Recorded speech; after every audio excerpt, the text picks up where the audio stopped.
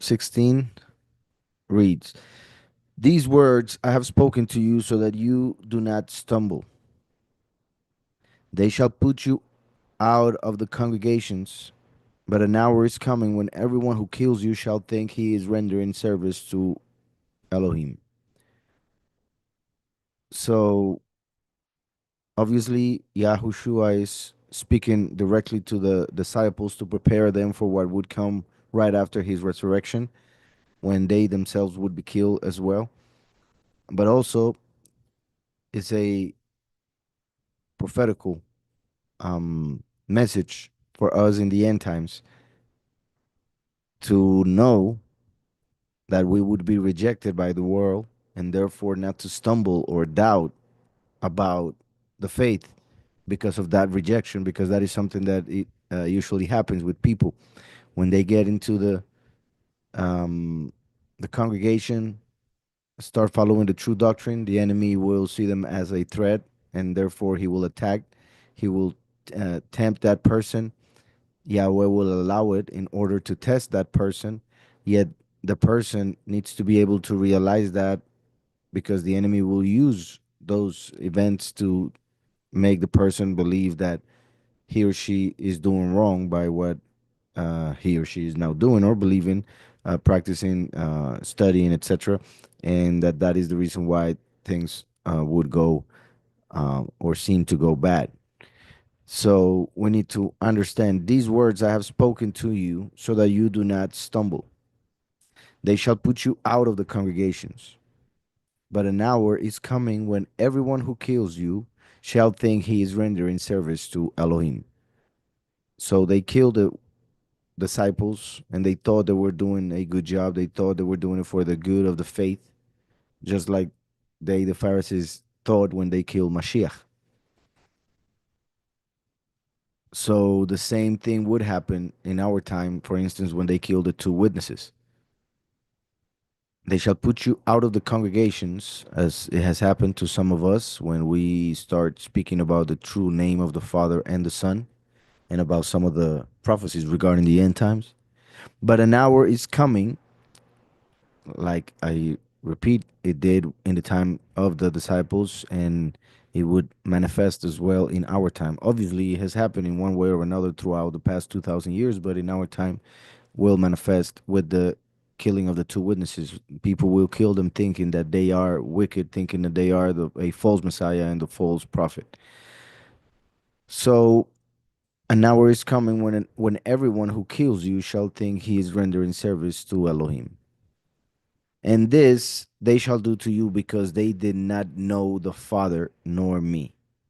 I love this verse and it's very important. And I believe that most of the time people don't get how important, how deep, how real it is, and what it actually means. That's pretty much what I mean to say when I say that they don't realize how real it is. It is because that is the same reason why they rejected Mashiach, the reason why they didn't understand the Torah. They didn't understand the instruction of the Father, the Old Covenant, and the reason why also people nowadays are still going back to those beliefs, those practices, thinking that that is what is going to save them, or thinking that that is the way to fulfill the law, not understanding what Mashiach came to do and what he said and explained. So I repeat the verse, and this they shall do to you because they did not know the Father. So when they kill you thinking that they are rendering service to Elohim, in fact, they are doing it for a different Elohim, for Satan, for a wicked Elohim. And that is because they do not know the Father. It is interesting also that it says the term Father, because remember that, for instance, Allah, whom they praise or worship in Islam, he claims not to have children. And I say claims because back in the day, he was worshipped as the moon god and he had three daughters. But when Muhammad took the name of that false mighty one in order to worship it and create this new religion called Islam, um, he took away the three daughters and made them childless. So he's not a father according to his own the Quran, right? So on the other hand, we got, for instance, Samael, who is the first Satan who failed. Therefore, Halel and Azazel both, in a way, represent children, sons of. Although Halel also um, tries to take the place of the father, of course. But as I was saying, Samael, the first Satan to fall, he became the father of Halel and Azazel. But then he hated them, so it is like a father who has children, but then he hates them, so he doesn't recognize them as his children, which makes them bastards, right? And that is pretty much the case with Samael and Allah, which we also see in Kronos, right? Saturn. Remember that those who worship Allah, when they go to worship the stone and go around, they're worshiping Saturn. Saturn is seen as the god of time. And you guys may know that in the mythology of Kronos, he eats his children. So the same thing happens over and over again with an angel who is fallen, who was a father but then hates his children, so he claims not to be one. So there is only one father, and that is the Most High, love himself, right? The enemy is the father of lies, so he claims not to be a father, right? So they shall put you out of the congregations, but an hour is coming when everyone who kills you shall think he's rendering service to Elohim. So they will actually be rendering service to a false Elohim, thinking it is the real one, as it happens nowadays. People worship God, not knowing that God in Hebrew is the mighty one of fortune, mentioned in Isaiah 65:11. So, and this they shall do to you because they did not know the Father.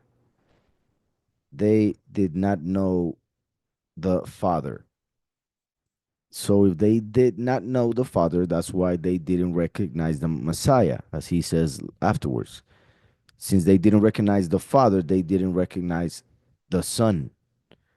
They didn't see the Most High as a Father, so they weren't expecting a Son.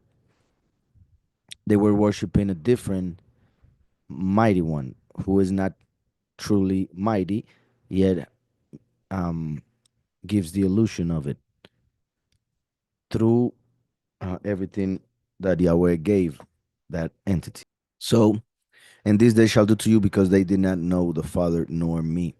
So, since they do not know the Father, the true mighty one creator, they will hate us because of the mighty one that we talk about, because of the mighty one that we um, profess and preach about, right? So, they will hate us because they realize is not the same. And this is something also that to me was amazing when I realized it, because when the Almighty gave me the names, right, as it happens with most people when you give them the names, I thought that it was the same person, just a different name, right? Like that I was worshiping the same Messiah, but just through a different name. But the more I studied, the more Yahweh revealed to me through scriptures and other ways, experience, so on and so forth. Then I realized that in fact there were two different persons, the true Messiah, Yahushua, and the false Messiah being worshipped by the world and taught that is taught to us from our birth.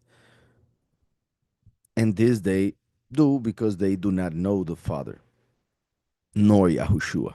So, as I was reading, and this they shall do to you because they did not know the Father nor me. But I have said these words to you so that when the hour comes, you remember that I told them to you. And these words I did not say to you at the beginning, for I was with you. This is interesting also because Yahushua is preparing the disciples for his departure, right? Yahushua is about to die, resurrect, and then go to the Father. So he is preparing the disciples. for him being gone. So now he's even speaking as if he was already gone. For he says, and these words I did not say to you at the beginning, for I was with you, right? But now a time is coming when he wouldn't be with them, the disciples, and they would have to remember those words. And that's why he gave the Ruach HaKodesh to remind us of what Mashiach said, as it is written as well. So, but but I have said these words to you so that when the hour comes, right, when they would get killed, you remember that I told them to you, so they wouldn't stumble, they wouldn't doubt, right? Because, well, it is hard to imagine how sad, how stressful, how everything would be to be accused and then killed for your belief, for your faith, and in the way they were being killed, right, in public, in a um, spectacle, and of course in a very painful way. So all of that, the enemy will use it to make you doubt your belief, because one of the main thoughts would be, if he was the almighty, if he was the true creator, if he was love, then why would he allow this to happen to you? But there are things that we are not able to understand, and we know, well, regarding the prophets and the Messiah, mainly, of course, how his sacrifice was for the good of the whole world. So the sacrifice of the martyrs is also, um, for rectification, is also used by the Almighty for atonement of different things. Of course, Yahushua made the full atonement. But when a person gives his or her life for the good news, for the Messiah, he will receive a reward with the Messiah, the one who gave his life, right? So, but I have said these words to you so that when the hour comes, you remember that I told them to you. And these words I did not say to you at the beginning, right? At the beginning of his ministry, for I was with you. But now I go away to him who sent me, right? So, this once again shows that the Father is greater than him, because just like he said in previous chapter, um, the disciple is not greater than his master or his teacher, right? Just like the messenger is not greater than the one who sent him.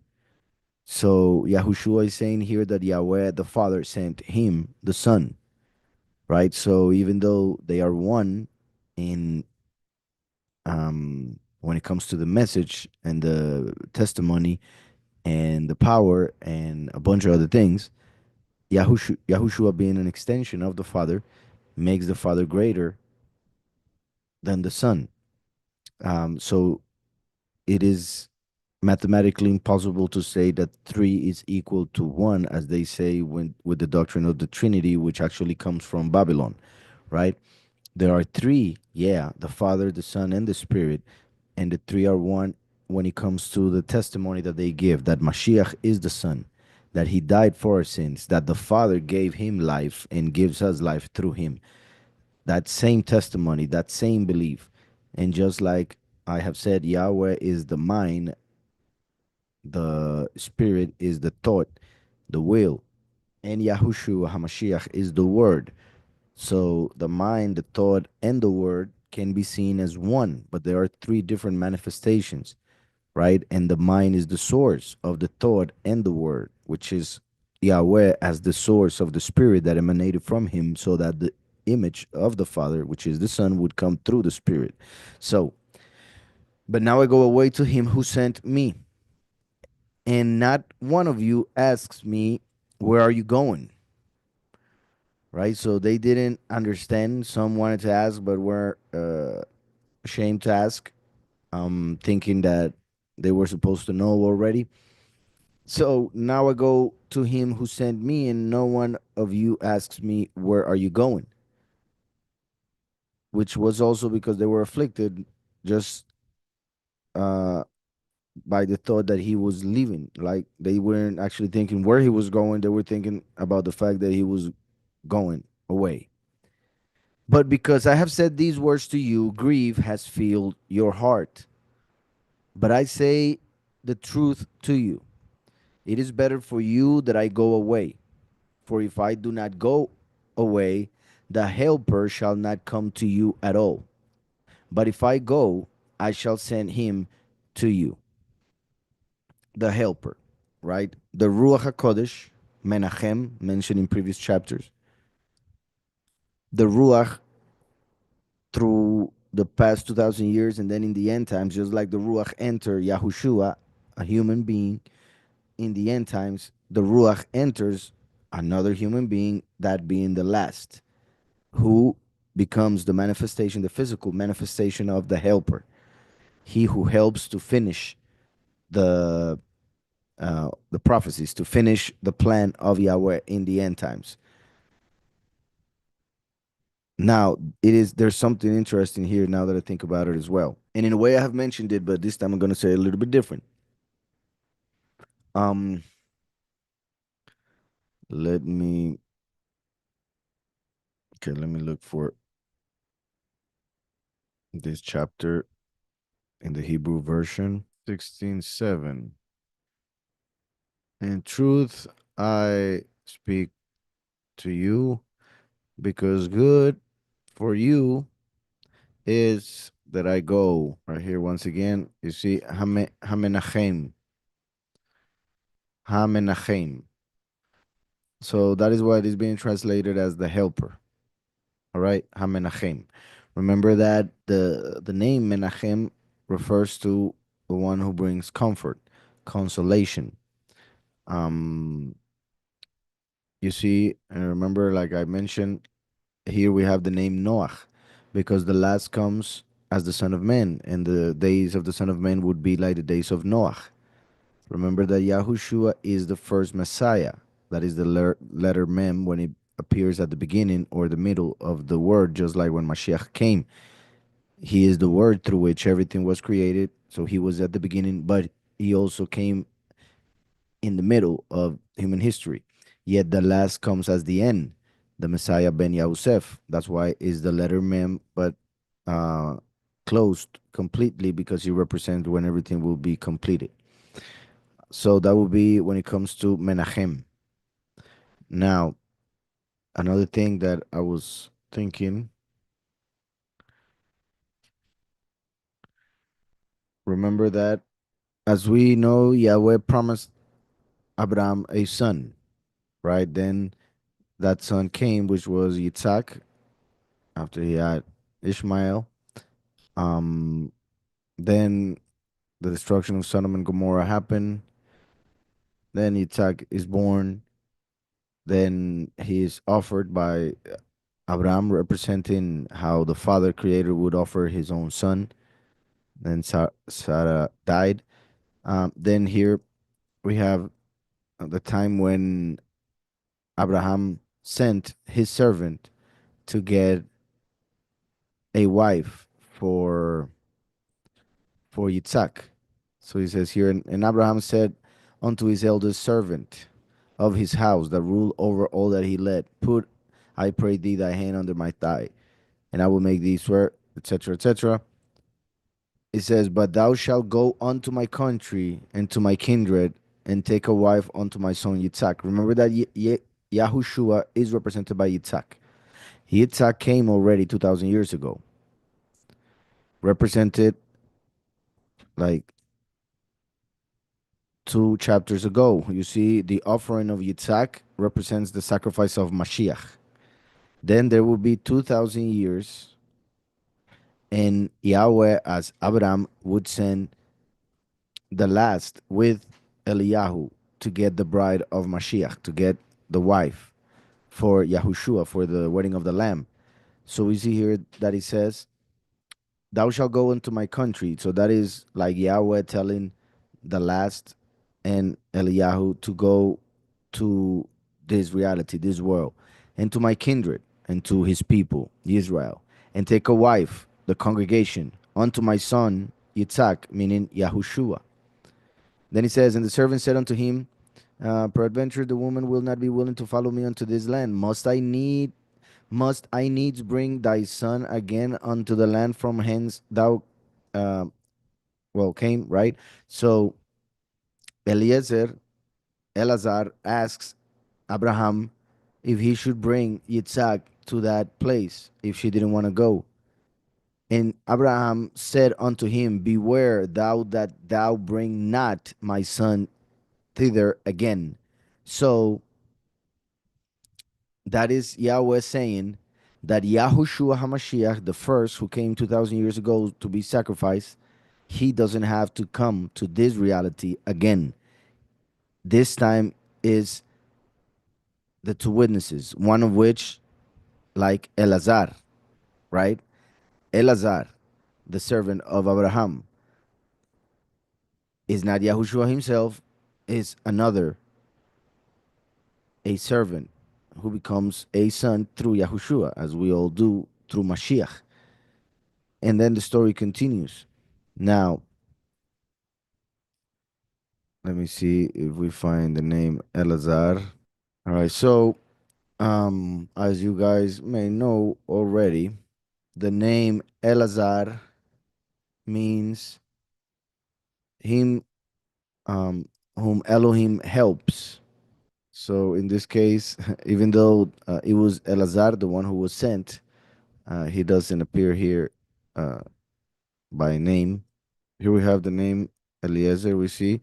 And Abraham said, Yahweh Elohim, what wilt thou give me, seeing I go childless? And the steward of my house is this Eliezer of Damascus, right? Eliezer was the steward of his house, meaning the leader of all the servants that Abraham had. So he was the eldest, as we saw in the chapter we just read. So Eliezer means whom Elohim helps, or Elohim is help. To whom Elohim is help, as you see here, because it is formed by El, which is mighty one, and Ezer, which is help. So it's interesting that Abraham said Eliezer or Elazar to bring the wife for Yitzhak, just like Yahweh would send his helper to bring the bride for Mashiach, as we read here. So, continuing and thinking about that. But I say the truth to you, it is better for you that I go away, for if I do not go away, the helper shall not come to you at all. But if I go, I shall send him to you. I shall send him. Remember that in Revelation 22:16, Yahushua says that he is sending his messenger. I am sending my messenger to give testimony of these things to the congregations. So the last is that messenger of Mashiach who comes as a witness to testify, give that testimony of Mashiach. So we see here that it says, I shall send him to you. Menachem, who comes as in the days of Noah, and to fulfill that part that Elazar fulfilled in that chapter we just read. And having come, he shall convict the world concerning sin and concerning righteousness and concerning judgment. Confute or prove wrong. That is powerful, important, because nobody likes to be proven wrong, right? Not even humble people, but at least humble people accept it, realize it, and change. Um, but the truth hurts. That's why that is said. So if the last is coming, the helper is coming in the end to fulfill what's left. And part of it has to do with revealing the true doctrine, which will be completely different to what the world has been doing, teaching about the true mighty one, who is another mighty one than what the world has been worshiping, the one that the world has been praising. Then that means that he comes to convict, right? To prove wrong. And the world is not humble at all. It's the opposite. It's prideful, and uh, it promotes pride, the ego, and narcissism, and all of that. So the world will hate the witness like Moshe for doing that. And having come, he shall convict the world concerning sin, right? Concerning the doctrine, concerning what they are doing, pretty much imagine telling, well, it is like when you tell a Catholic that they are sinning by what they think is the way to praise the Most High. They are committing idolatry, which is a sin, but they think they are doing good. So the same thing happens with a bunch of other things, the names that they praise, the titles they use, the things they worship in their mind, in their heart, the doctrines they believe, the things they expect, the way they imagine the Father and the Son is different. So they worship a different one. And that's why they won't recognize the true doctrine. They won't recognize the Good Shepherd. And having come, he shall convict the world concerning sin, and concerning righteousness, and concerning judgment. So, three different things: concerning sin, and concerning righteousness, and concerning judgment. Like the three messengers sent by Mashiach. For instance, Yahweh the Mercer came to make people repent of sin as Eliyahu. Yahushua came to give righteousness through his death and resurrection and our belief in his work. And the last comes to bring judgment. So that's the order and the part that each one fulfills. Yet the three things will manifest in the end through the teaching of the last. Convict the world concerning sin, and concerning righteousness, and concerning judgment. Concerning sin, because they do not believe in me. So, since they do not believe in Yahushua, their sin remains. They are not forgiven of their sins because they do not believe in the forgiveness of sins, which comes through Yahushua HaMashiach. So, it is very important concerning sin because they do not believe in me. So, that means that when the last would come, the world would not believe in Mashiach.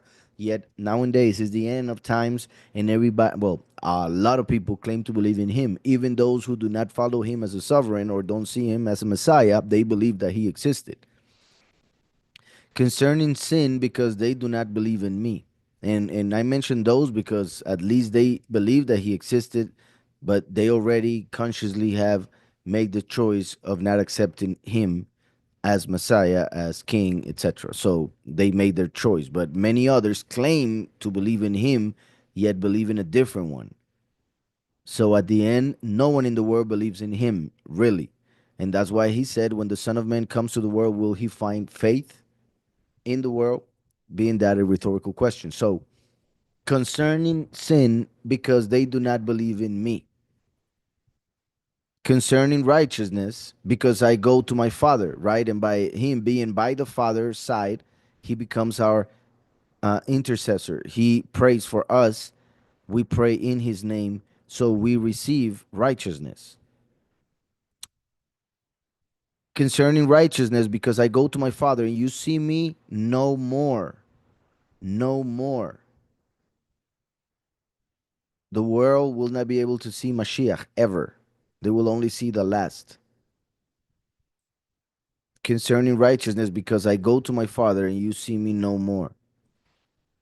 Concerning judgment, because the ruler of this world is judged. So through Mashiach, he has been judged. Through the last, he's going to be executed. Concerning judgment, because the ruler of this world is judged. I still have many words to say to you, but you are not able to bear them now. This verse also is very important because remember that Yahushua, for instance, told them that they weren't supposed to know the times and the seasons of certain things that were going to be fulfilled, but not in their time, but in our time. So 2,000 years later, so it wasn't for them to know, right? As we see in the book of Acts, chapter 1. Just like he said, no one knows the day or the hour, only the Father, not even the Son, nor the angels. But we need to understand that the scripture doesn't contradict itself. And we know that the scripture says that Yahweh doesn't do anything without revealing it first to his servants, the prophets. So it means that when the time comes, he will reveal it to his prophets.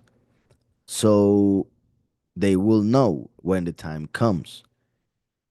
Just like he says here, I still have many words to say to you, but you are not able to bear them now. So Yahweh will only reveal things to us when we are ready, or when it is the time for them to be revealed. When we are ready to accept them, when we are ready to embrace them, when we are ready to understand them, just like a parent would not tell certain things to a child, but then when he or she grows up, they are ready, they're more mature, they will understand certain things that they wouldn't as children, right? So same thing. That's why we shouldn't get all desperate regarding the plan the Almighty has for us, the ministry and all of that. We should just continue walking, and He will reveal everything at His time, which is the best time. I still have many words to say to you, but you are not able to bear them now. But when He comes, the Spirit of truth, He shall guide you into all the truth. Remember that the Spirit came into Mashiach when he was immersed by Yahúchanan, and he came down as a dove, right? Remember that there was a covenant that Yahweh made with Abraham. And well, we see this in different parts of the scriptures, and mainly when it comes to the sacrifices. But in this chapter, chapter 15, and he said unto him, take me an heifer of 3 years old, a she goat of 3 years old, and a ram 3 years old, like the many, the few, and the nations, a, a turtle dove, and a young pigeon.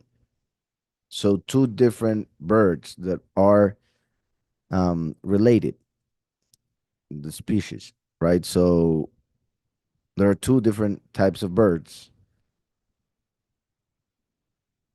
and they represent two parts of the spirit, the two manifestations of Yahweh on this earth, as Mashiach ben Yehuda and Mashiach ben Yosef, right? So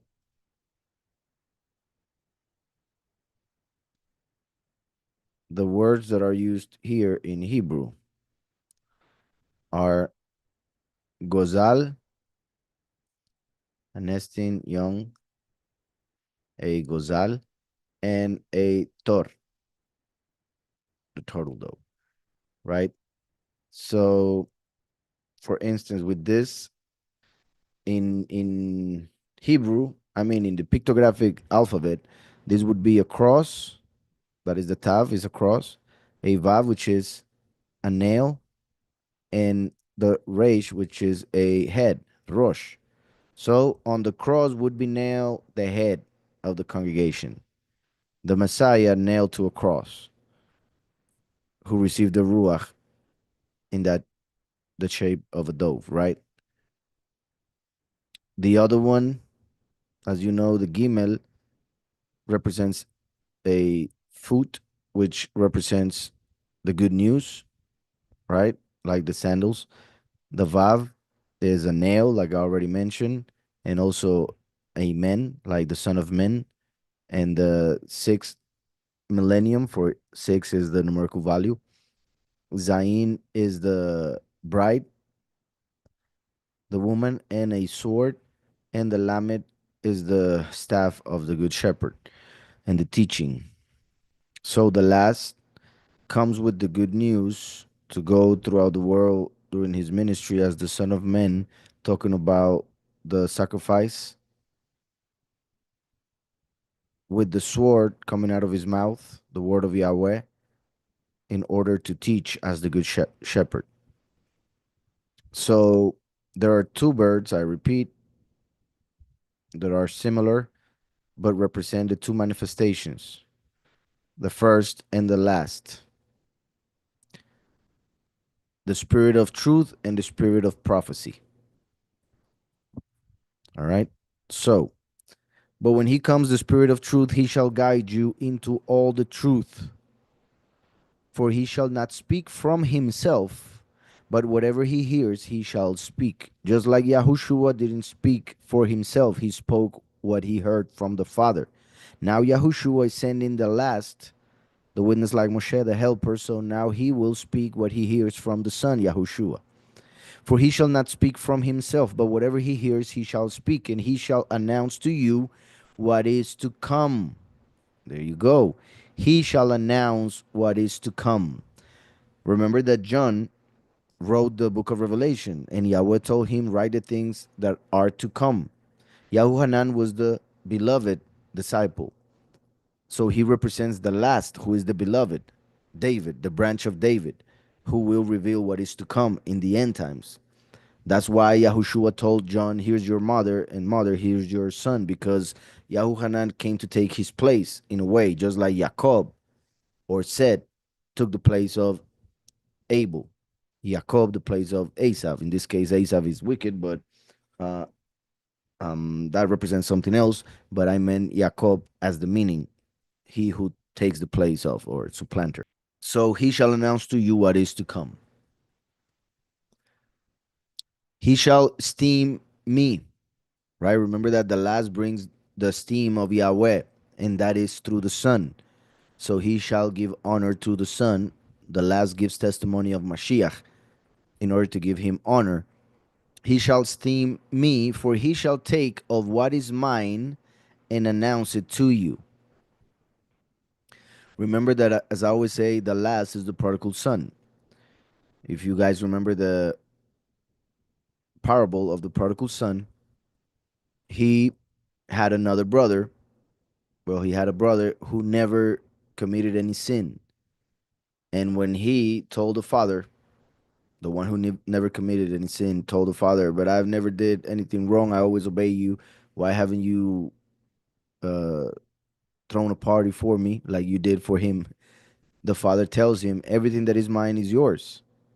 So now we have here that he says, for he shall take of what is mine, and what is of Mashiach is that of the Father, and announce it to you, meaning the good news, testifying of Mashiach as the prodigal son.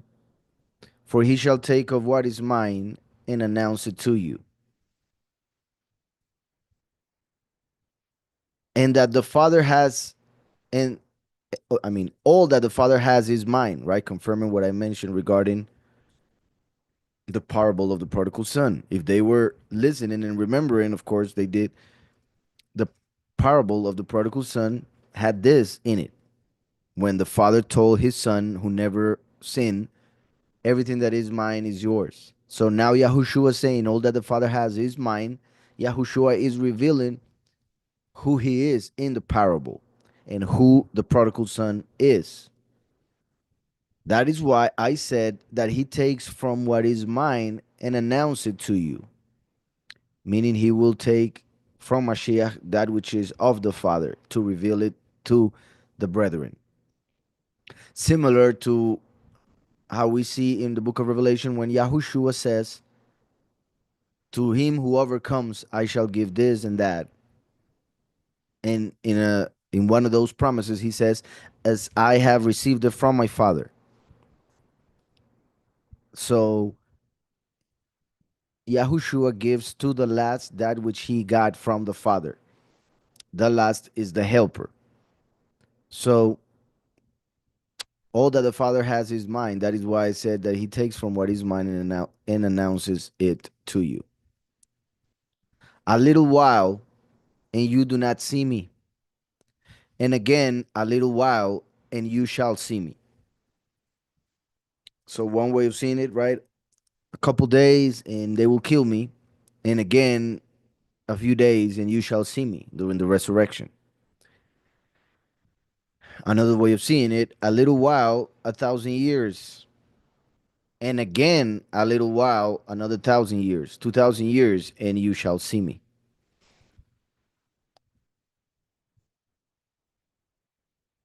Therefore, some of his taught ones said to one another, what is this that he says to us? A little while, and you do not see me. And again, a little while, and you shall see me. And because I am going to the Father. So they said, "What is this that he says a little while? We do not know what he is saying." Yahushua therefore knew that they were wishing to ask him, right? He realized that they were wondering what he was saying. They had no idea. And they were embarrassed to ask. So he said, Yahushua therefore knew that they were wishing to ask him, and he said to them, "Are you asking one another about what I said a little while, and you do not see me, and again a little while, and you shall see me? Truly, truly, I say to you that you shall weep and lament, but the world shall rejoice."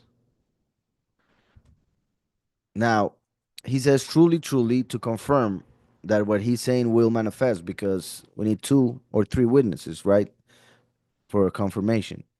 But also, Yahweh is first and last, as the first truly and the last truly, because this that he's saying would manifest with both him and the last. "I say to you that you shall weep and lament, but the world shall rejoice." Remember what we read in Revelation 11 regarding the two witnesses. "And there was given me a reed like unto a rod, and the angel stood, saying, Rise and measure the temple of Elohim, and the altar, and them that worship therein, but the core," which and continues, and then he says, "And I will give power unto my two witnesses, and they shall prophesy 1,260 days, clothed in sackcloth." All right, then he continues about the two witnesses, and then he says, "And when they shall have finished their testimony, the beast that ascended out of the bottomless pit shall make war against them, and shall overcome them and kill them. And their bodies shall lie in the street of the great city, which spiritually is called Sodom and Egypt, where also our sovereign was crucified. And the people and they of the people in kindreds and tongues and nations shall see their dead bodies 3 days and a half, and shall not suffer their dead bodies to be put in graves. And they that dwell upon the earth shall rejoice. And they that dwell upon the earth, the world, shall rejoice over them and make merry, and shall send gifts one to another, because these two prophets tormented them that dwelt on the earth." So Yahushua says here, "But the world shall rejoice." The disciples would be sad because of the death of Mashiach, but the world would rejoice.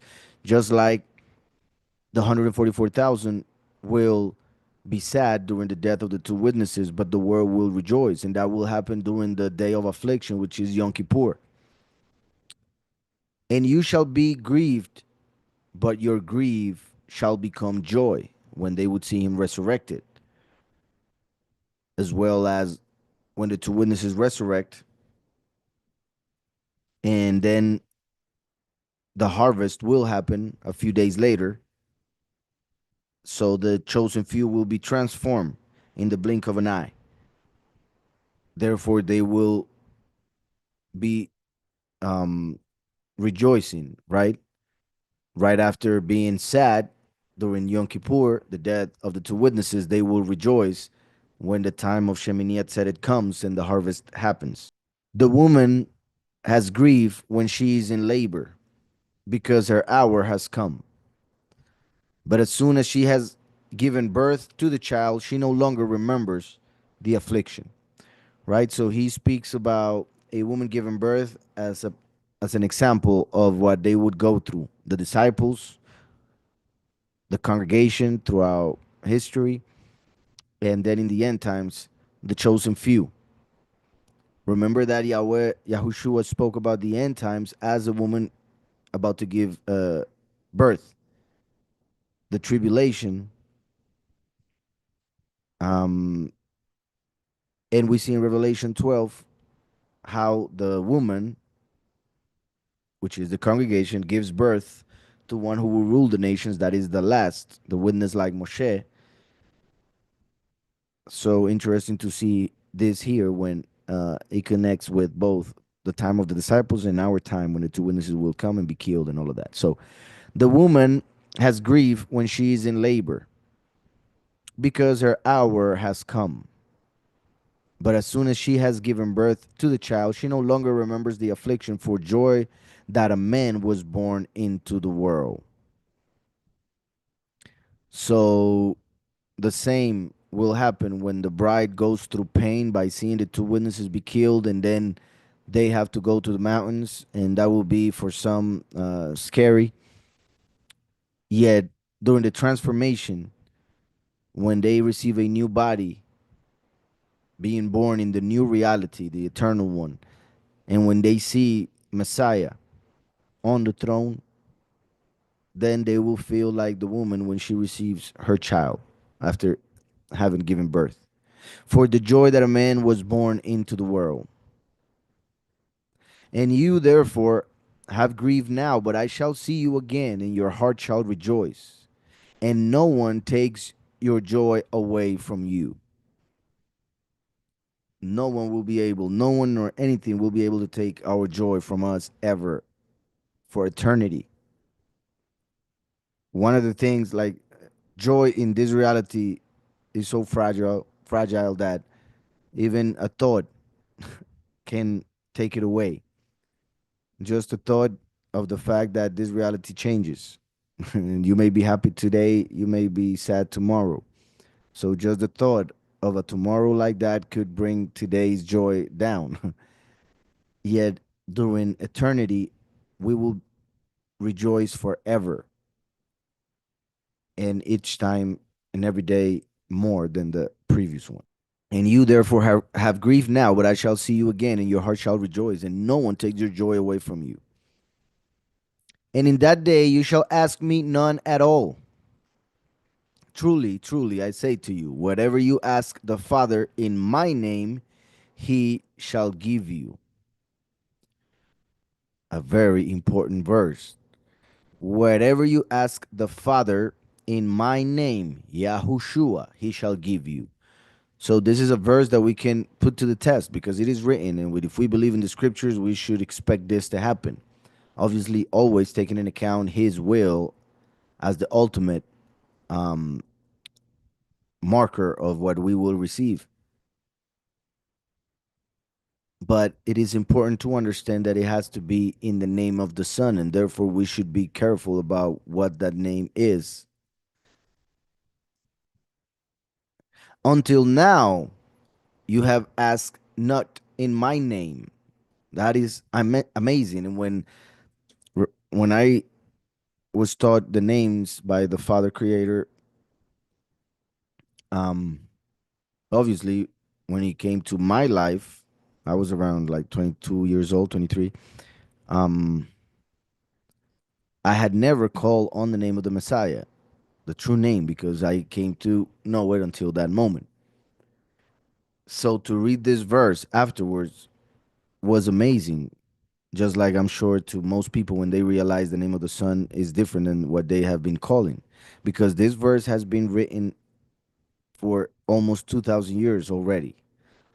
This verse has been in the scriptures for 2,000 years almost.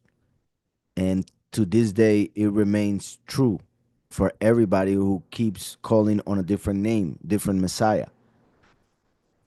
Until now, you have asked not in my name. Obviously, in that time, he was saying it, talking about how they just got the name Yahushua, even though they knew the name Yahushua because Yahweh revealed it as a prophecy of the Messiah who would come. That had not been revealed. So they knew the name, but they didn't know it as the name of the Son for salvation. So now that it was revealed through the Son, he says this. But then when he left, the Pharisees hid his name. So for 2,000 years, people kept calling on a different name. So the verse remains true. Until now, you have asked not in my name. Ask and you shall receive, in order that your joy might be complete. These words I have spoken to you in figures of speech, right? As parables. These words I have spoken to you in figures of speech, but an hour is coming. I find this very interesting as well, and a bit funny when it comes to how the disciples answer. Because we just saw how they didn't understand when he was speaking to them, and he was actually not talking about parables, he was being clear, but they still didn't get it. And since they had not received the Spirit as they would in Shavuot after his resurrection, they couldn't understand everything. and he would speak in parables and then clear. So to them, it would be a bit confusing. They weren't sure about what he was saying, even though he was being clear right there. But they were wondering what he was saying. So he says this also. These words I have spoken to you in figures of speech, but an hour is coming. So when he says this, he's talking about the time when the helper would come, the helper that he just mentioned, after he had gone to the Father. So he's referring to a time when he would be with the Father and the helper would be on earth, revealing and explaining everything in a clear way without the need of parables and figures of speech. So he's referring to that time. Yet the disciples are still without understanding, and they do not want to appear as dumb before the Messiah. So just like they were not understanding anything and they didn't want to ask, now they claim to understand everything, not to appear as dumb or whatever. So he says, "These words I have spoken to you in figures of speech, but an hour is coming when I shall no longer speak to you in figures of speech, but I shall," and you see how he's speaking in the future. I shall eventually, later. He was already a moment ago speaking about going to the Father, and he was actually speaking as being gone already. For he says, let me see, I go to the Father, you shall see me no more. But then he had said also, I did not say to you at the beginning, for I was with you. I was with you. So he is saying everything from the perspective of him having left and being with the Father at the right hand. So now these words I have spoken to you in figures of speech, spoken, past. But an hour is coming with the coming of the Helper, the coming of the last, when I, through the messenger, shall no longer speak to you in figures of speech, but I shall declare the Father plainly to you. I shall declare the Father plainly to you, because he will come as the Father, revealing everything in a plain way. In that day, you shall ask in my name, because the two witnesses will give honor, esteem to the Father and the Son, and will give to the people the true pronunciation of the names. So the chosen few would ask the Father in his name. In that day you shall ask in my name, and I do not say to you that I shall pray the Father on your behalf. For the Father himself does love you, because you have loved me, and have believed that I came forth from Elohim. Like when he was asked, what is the work of Yahweh? It is that we believe in him whom he sent, Yahushua HaMashiach. It's also interesting that a time ago he said, ask the Father in my name, and you will receive. You haven't asked anything in my name. Do it, and you will receive.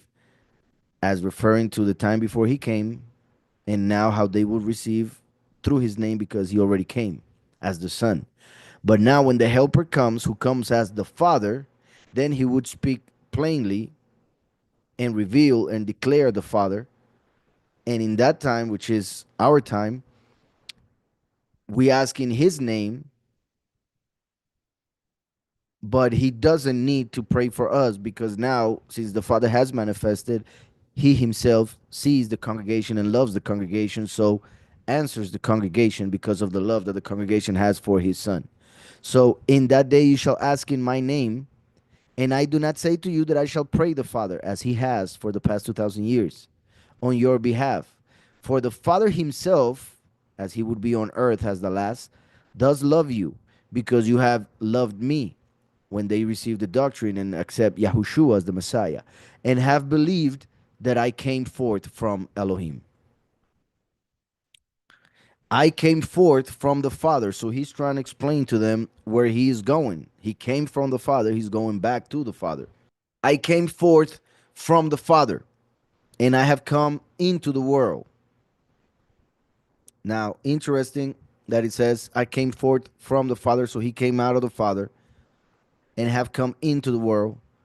So the world as a capsule, as a prison, more like, um, because of sin. So Yahushua had to come into in order to take us out by becoming the door.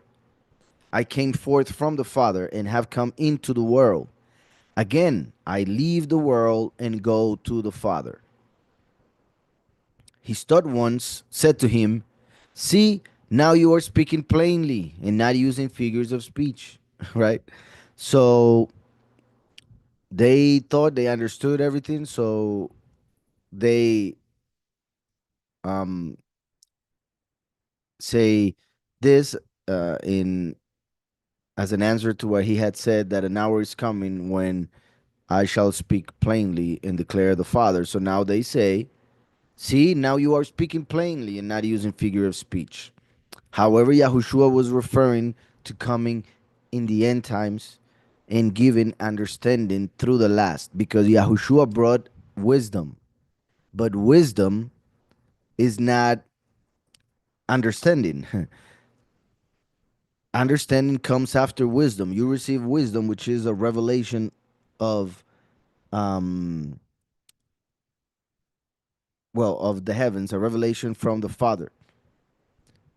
Yet understanding is when you are able to separate each of the parts of that block of information that you received through that revelation of wisdom, and then put them back together to see how they fit and why they are connected, and therefore you get to understand that wisdom which you just received. So that's why Yahushua would speak in parables, because he was given wisdom, not understanding. Understanding came through the Spirit when they understood what each thing that he said during the parable connected with um, the teaching that he wanted to give, connected with their own lives, how everything that they said would represent a certain thing or symbol. So wisdom and understanding, first and last. So Yahushua was saying, I spoke in figures of speech because I brought wisdom, but the time is coming when I will give understanding. Yet the disciples were eager to understand, so they jumped to the conclusion saying, oh, we understand now, finally. So his third one said to him, see, now you are speaking plainly and not using figure of speech. Now we know that you know all. Now we know that you know all and have no need that anyone should question you. Right? This because they were asking themselves, and Yahushua realized it, so he answered them. So they were like, oh, we don't even have to ask him. He will answer us. Right? So, and the main question that they had was what he was referring to. And he told them, I'm going to the Father. I came from the Father. I'm going to the Father. Now we know that you know all and have no need that anyone should question you. By this we believe that you came forth from Elohim. By this we believe that you came forth from Elohim. Yet they didn't understand still that the way that he had to go back to the Father was through death and resurrection, even though he had said it several times. Yahushua answered them, do you now believe? Pretty much saying, and what did I say now for you to believe now? Why didn't you believe previously? Didn't you claim to believe beforehand? Right? So they had said that they believed back in previous chapters, other days. But now they claim to believe, so they had doubts. They didn't really believe, right? So now Yahushua is asking them, do you now believe? And also, this question by Mashiach shows that they didn't know what they were really saying. They didn't really understand as they thought they did. Do you now believe? Similar to when Nathanael said to him um, that he was the Messiah, after Messiah told him that he saw him under the fig tree. And he then told him, you believe because I told you that I saw you under the fig tree? Greater things than this you will see. So, um, in both situations and more than that, we see how the disciples and people in general tend to project their own belief and experience on others as they would do still on the Messiah. So how sometimes like Yahushua could be saying one thing, they would understand a different one. They were so sure about having understood, yet Mashiach was talking about something very different. Sometimes he was saying something very simple, and they would think it was too deep and high because of their idea or because of what Yahweh was doing in their lives. So they would interpret a certain simple thing from Mashiach, according to how Yahweh wanted them to see it in order to have more faith. Other times Yahushua would say something very deep and they wouldn't get it and they would see it as nothing. Um, but that has to do as well with the amount of faith that a person has and how prepared that person is spiritually to receive more revelation. Just like depending on the amount of oil is also the light, not only the brightness of the light, or but also how long it will last on the menorah. So, do you now believe? See, an hour is coming and has now come, right? Because Yahushua was about to die. That you are scattered, each to his own, and leave me alone. Like it was prophesied by Zechariah. They would hit the shepherd and the sheep would go straight. So when they would capture Mashiach to kill him, they would all leave him. Peter even would deny him after saying that he would be willing to die for him. So they are all saying, "Oh, we understand. Finally, you tell us everything straight." And Yahushua was telling them, "Okay, you want it straight? You all gonna leave me very soon. You're gonna be scattered. See, an hour is coming and has now come that you are scattered, each to his own, and leave me alone. Yet I am not alone, because the Father is with me. These words I have spoken to you, that in me you might have peace." Remember that he said, "I did not come to bring peace." But now that he is leaving, he gives us the peace that surpasses all understanding, which is spiritual peace. The world wanted world peace. But in order to have peace outside, we need peace inside, which is the forgiveness of sins, to be connected with the Father, for Him not to be angry with us. So these words I have spoken to you, that in me you might have peace. In the world you have pressure, but take courage. I have overcome the world. In the world you have pressure, right? There will be tribulation in this world, there will be affliction, but take courage. We need to persevere, because he has overcome the world already, so through him we can do so as well.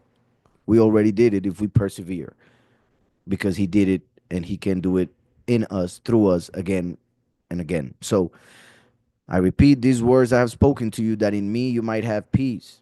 In the world you have pressure, but take courage. I have overcome the world. So that's how the chapter ends.